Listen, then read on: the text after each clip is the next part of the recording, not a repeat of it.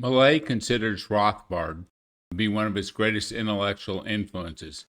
He points out you will never hear about Rothbard in academic institutions, which according to him exist just to indoctrinate and create Marxists. In this clip, Milei explains Rothbard's vision. So let's go to the one who has it clear.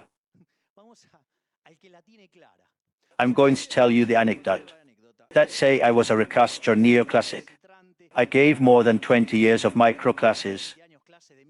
So I was familiar with these issues of growth, and I said, but if growth is good, it brings people out of poverty. How can monopolies be bad? So I was desperate. So I ran into the Austrians, and there I ran into this man called Marie Newton Rothbard. You will never hear about him. I warn you, never. Because all institutions are centers of indoctrination that create Marxists. Never when they talk about von Mises. Surely they will think that he is the new Dutchman, not a guy who is great, because Rothbard is the heir of Mises. So I read an article translated by Alberto Benitez Lynch, the great father, Alberto Benitez Lynch, son, which is called Monopoly and Competence, and which is in a book called The Man, the Economy and the State. I warn you that in the first 2 volumes, Rothbard is a monarchist in the 4th, which is called Power and Market, and it is a pleasure to be an anarcho-capitalist. But I see details. What is happening here? The first is the idea of free market or intervened market. I do not care about the number of agents. What I care about is whether or not the systematical coaxing entity that has the monopoly of violence, which is called the state. Then there is the issue of monopolies, provinces, and substitution. I mean, what good is it to have the monopoly? A silent keeps in Antarctica? Not at all. But suppose I do not use such an extreme case.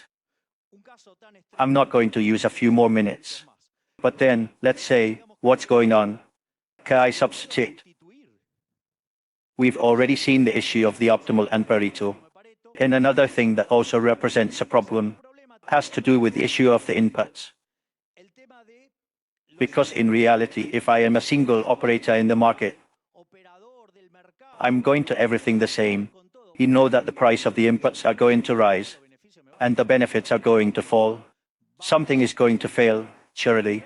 But also, the other thing you have to take into account, that the case where an agent controls everything, that already existed. It was called communism, and it ended badly, because it could not do economic calculation.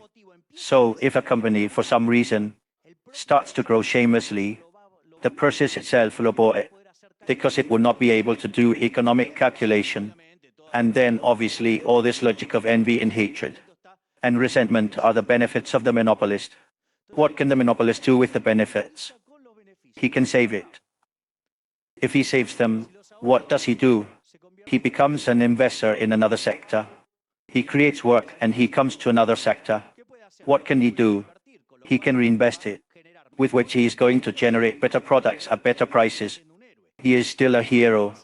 He can consume it, with which he generates work in another part of the economy, where he is consuming. Look, it's a fucking escape. It's a capital escape. He raises the price of foreign currency. He assigns the resources to the transferable sector of the economy. In fact, it's so fucked up. It's so fucked up that he grabs the money and puts it under the ground. Look how fucked up he is. He's a bad guy. They are going to lower the prices. That is the old benefit. That is to say, to not fall into the fallacy of what is not seen. I have to admit that the whole anarcho-capitalist thing with insurance companies that enforce and arbitrate your rights, and then they say that there's no state, makes no sense to me. This caused me to shy away from learning more about Rothbard, to my detriment. Rothbard, unlike Mises, thought a rational ethics was possible. He spent a lot of time writing on natural rights. Clearly, Milei thinks a rational ethics is possible and is a fan of natural rights. As a result, you can hear Milei say life, liberty, and property in his speeches over and over again.